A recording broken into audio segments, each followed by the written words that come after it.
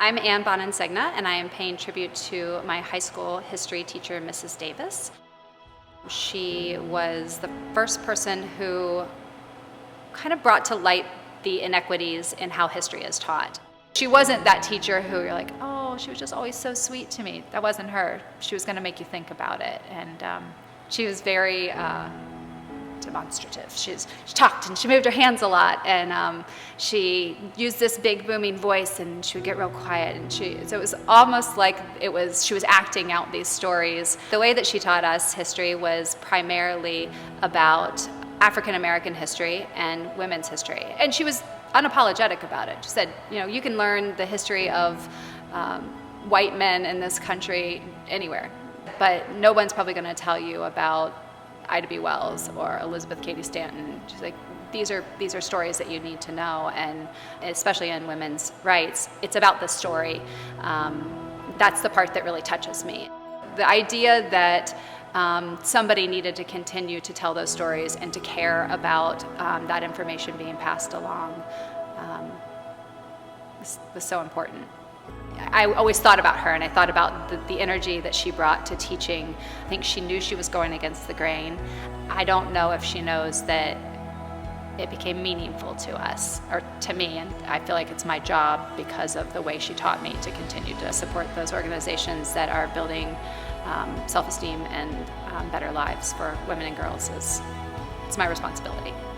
I am probably one of hundreds and hundreds of students whose lives she touched, and who are continually going into the community to do better, because she empowered them with the stories that allow us to bring perspective to the work that we're doing and that we feel is important.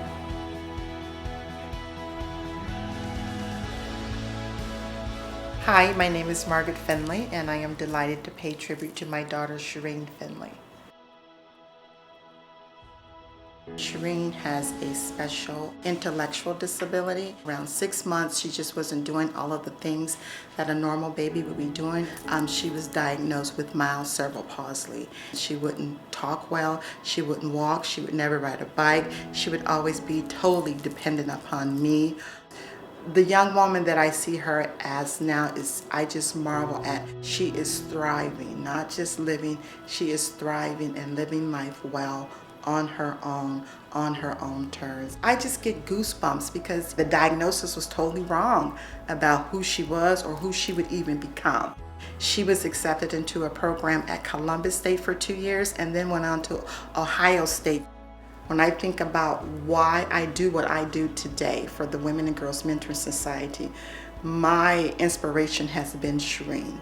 She's just natural and authentic in who she is, and because of that, I became more of that person. I turned into a better me. The unique part about our mentor society, we focus specifically on girls and women who have a passion to lead. So how do you lead from a place of being authentic? I think as women, we sometimes go along to get along, and we try to be who we're not because we want to be accepted and we want to be liked, and that's the way we were raised as little girls. How about we determine what our own success is on our own terms? I'm paying tribute to her today because I know that I would not be the woman I am, the mother I am, and the person that I am today had it not been for Shireen. Now she's on this journey with me, so when I'm going to speak or I'm with girls in a program, we're doing this together to pay it forward and to help others.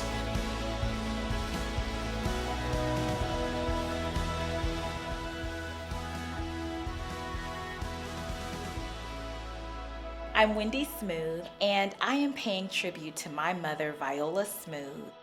I'm paying tribute to my mom because, when I think about using my voice and where I learned to use my voice, I learned from my mom. Our church always encouraged education. It was like a really big deal in educational achievement and really cheered us along when we did great things.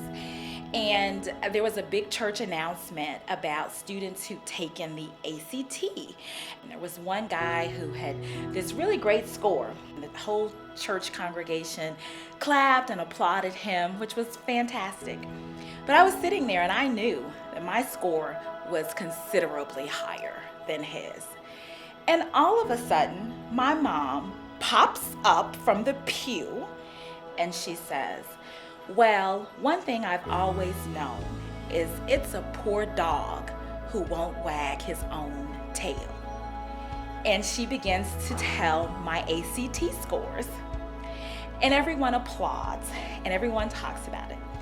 And on the way home from church, she used that as a teaching moment. And she says, there's no one who's going to tell your story better than you. And any time that your story is not being told, it's your responsibility to tell your story. From that moment on, I realized that if you have done something excellent, then you need to say it.